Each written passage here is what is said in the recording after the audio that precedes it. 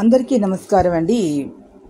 Bachirao online competitive guidance సెంటర్కి welcome అండి. ఈరోజు జనరల్ స్టడీస్ ఎకానమీ వచ్చి భారతదేశంలో హరిత విప్లవం దశలు ఆర్థిక వ్యవస్థపై అనుకూల ప్రతికూల ప్రభావాలు ఇక్కడ తీసుకున్నట్లయితే ఎకానమీలో వీటి మీద క్వశ్చన్ ఫ్రేమ్ చేసినట్లయితే భారతదేశంలో హరిత విప్లవానికి కారణాలు ఏమిటి, హరిత విప్లవానికి కారణములు ఏమిటి అని కింద 4-5 ఫ్రేమ్ చేసి క్వశ్చన్ ఫ్రేమ్ చేయడానికి అనలిటికల్ క్వశ్చన్స్ సివిల్ సర్వీసెస్లో బోత్ స్టేట్లో కూడా అడుగుతారు.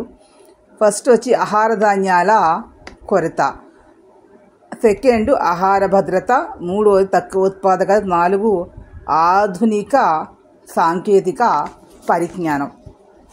హరిత విప్లవంలోని మొదటి దశ 1965-66 నుండి 1980 వరకు. రెండో దశ 1980 నుంచి 91 వరకు. అంటే ఇది ఎన్ని పంచవర్ష ప్రణాళికలు జరిగింది అంటే 6-7 పంచవర్ష ప్రణాళికల్లో జరిగింది.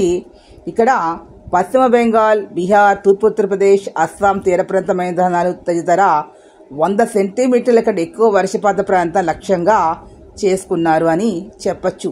అదేవిధంగా సెకండ్ పాయింట్, గ్రామాల్లో వసతివర డిమాండ్ పెరిగింది, రవాణా ఆహార శుద్ధి పరిశ్రమలు పెరిగాయి, భూ సంస్కరణల వల్ల కౌలుదారీ విధానం లాంటి సంస్థాగత అంశాల వల్ల వరి ఉత్పాదకతలో పురోగతి అనేది కనిపించలేదు. అంటే కమతాలు చిన్నవైపోవడం అనేది కారణం. ఇందులో ప్రయోజనాలు పొందాయి కానీ ఉత్పాదకత అంతే తగ్గింది అనేది తీసుకోవచ్చు. మూడో దశ 1991 నుంచి అంటే తీసుకున్నట్లయితే ఇక్కడ స్థితిస్థాపక వ్యవసాయ వ్యవస్థని సాధించారు. స్థితిస్థాపక వ్యవసాయ వ్యవస్థ ఇక్కడ గోధుమలోను వరి పంటల వైవిధ్యీకరణ వల్ల స్మార్ట్ సాంకేతికను ఉపయోగించడం అనేది ఇక్కడ ఉన్న పంచవర్ష ప్రణాళిక 8-9 పంచవర్ష ప్రణాళికల్లో పంచవర్ష ప్రణాళికలు కూడా అడుగుతారు కదా, అవి కూడా గుర్తుపెట్టుకోవాల్సినటువంటి అవసరం ఉంది. అదేవిధంగా మెట్ట భూములు సాగులోకి తీసుకురావాలి అనేది ఆ ఆలోచన చేశారు.